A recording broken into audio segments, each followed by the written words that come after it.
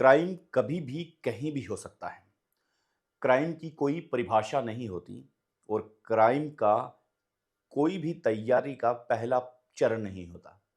इसलिए हम क्राइम की जो स्टोरी है वो आपके सामने लाते रहते हैं। आज भी एक ऐसी कहानी है, सच्ची घटना है जो पूरे नागौर को ही नहीं बल्कि पूरे राजस्थान को हैरान कर दिया। यहाँ पर एक ऐसे पति और पत्नी की कहानी जो सोमवार की है। सोमवार का रात का समय था कि अचानक उनके बीच में कुछ ऐसी चीजें होती है जिससे पूरा नागौर दहल गया। नमस्कार, आप सभी का स्वागत है आज की सच्ची क्राइम कथा के साथ। आज हम जिस क्राइम कथा की बात कर रहे हैं वो दरअसल एक पति और पत्नी के बीच में शुरू होता है। पति और पत्नी दोनों आपस में जिंदगी अच्छे से चल रही है, उनके बच्चे सब सही हैं। अचानक से एक दिन पत्नी से वो आदमी कहता है कि तुम्हें पता है कि तुम कितना गलत कर रही हो। पत्नी कहती है कि नहीं, मुझे नहीं लगता कि मैं कुछ गलत कर रही हूं या क्या हुआ है।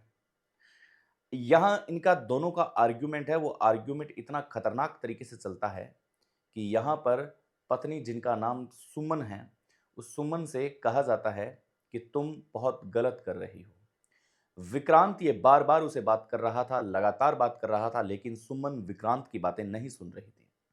सुमन को विक्रांत की बातें अटपटी लग रही थी और वो बार बार यही कहती कि तुम्हें कोई गलतफहमी है, इसलिए मैं तुम्हारी किसी बात का जवाब देने लायक नहीं हूं।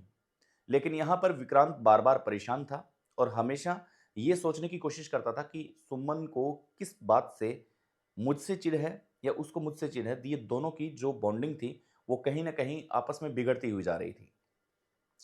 एक दिन विक्रांत सुमन के पास आता है और कहता है कि हमारे दाम्पत्य जीवन को काफी समय बीत चुका है, हम दोनों एक दूसरे से बंधे हुए हैं, हमने शादी है वो कर ली है, लेकिन अब जब चीजें हैं वो चीजें न तो मेरे हिसाब से चल रही है न तुम्हारे हिसाब से चल रही है। तुम अपने हिसाब से काम करना चाहती हो लेकिन ये मुझे कतई पसंद नहीं है। सुमन उसे कहती है कि तुम्हें क्या पसंद नहीं है ये मुझे नहीं पता, तुम मुझे समझाने का प्रयास करोगे। विक्रांत कहता है कि मैं तुम्हें हजार बार समझाने की कोशिश करता हूं लेकिन तुम नहीं समझ पा रही हो। अब मैं इस सिचुएशन में नहीं हूं कि मैं तुम्हें वो सारी चीजें बता पाऊं जो चीजें मेरे दिल और दिमाग में हैं। लेकिन यहाँ पर सुमन और विक्रांत एक दूसरे की बातों को सुन तो रहे थे, लेकिन उन बातों को समझने की कोशिश न तो सुमन कर रही थी और न ही विक्रांत कर रहा था। इन दोनों के बीच में दूरियों का जो दूरी है वो बढ़ता ही जा रहा था।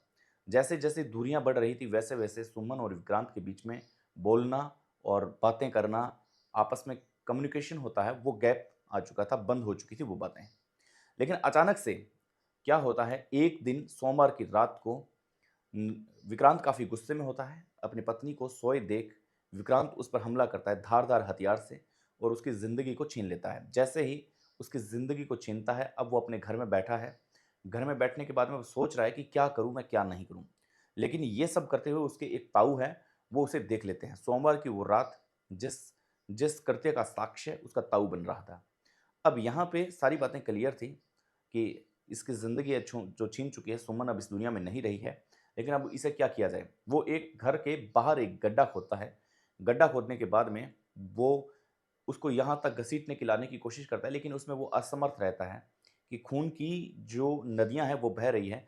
उसे ये डर था कि यहाँ से अगर उस दूरी तक लेके आए तो हो सकता है कि कुछ बहुत बड़ी दिक्कत हो सकती है। इसलिए वो उस छपरे के पास एक गड्ढा खोदता है, वो अपने ताऊ की मदद से खोदता है।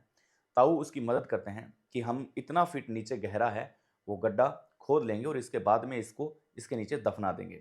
मध्य रात्रि का समय और रात के समय पूरी रात बैठना एक बॉडी के पास, ये अपने आप में एक खौफनाक मंजर की कहानी थी।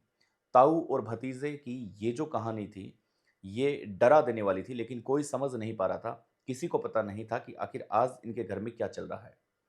ताऊ और विक्रांत दोनों मिलके उस गड्ढे को खोदते हैं। खोदने के बाद में उस बॉडी को वहां डालने की कोशिश करते हैं, लेकिन जैसे जैसे ये डाल रहे थे वैसे वैसे समय ज़्यादा बीत रहा था। रात की जो किरणें थी वो अब समेट चुकी थी और सूरज की किरणें अब निकल चुकी थी।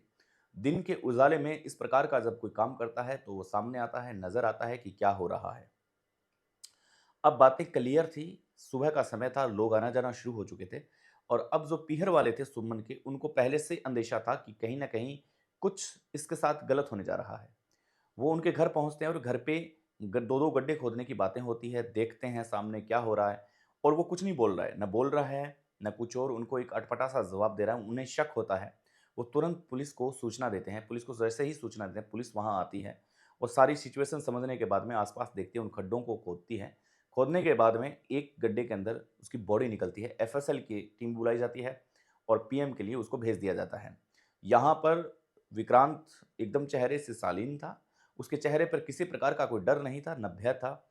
पास में बैठा रहा, न वो पुलिस को देख वो भागा कहीं, न उसके ससुराल वाले आए तब वो भागा कहीं। वो उसके पास बैठा है। पुलिस को सारी बातें बता रहा है कि हाँ, मैंने किया है, मैंने अपने ताऊ की मदद से ये काम किया है। पुलिस अब जाँच कर रही है कि आखिर इन दोनों के बीच में क्या रिश्ता था। ये जो बातें थी, ये पीहर वालों के माध्यम से बताई गई कि इनके बीच में अनबन होती थी और अनबन इतनी भयंकर होती थी, कई बार सुमन हमें बताया करती कि हमारी इस प्रकार से बात हुई है। लेकिन अब एक्चुअल में रात को क्या हुआ, ये हमें नहीं पता। पुलिस इन्वेस्टिगेशन कर रही है, लेकिन विक्रांत के चेहरे पर बिल्कुल भी शिकन तक नहीं थी। नोट हमने यहाँ पर पात्रों के नाम हैं, वो नाम बदले हैं क्योंकि पुलिस इन्वेस्टिगेशन का दौर है और ये एक ब्रेकिंग न्यूज़ है। इसके अंदर अभी स्पष्टतः नाम है जो सामने नहीं आए हैं, न ही पूरी घटना की जानकारी है जो पुलिस ने अभी दी है प्रेस को।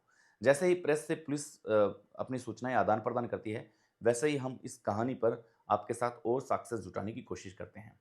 सतर्क रहें, सावचेत रहें क्योंकि क्राइम कभी भी कहीं भी हो सकता है। नमस्कार।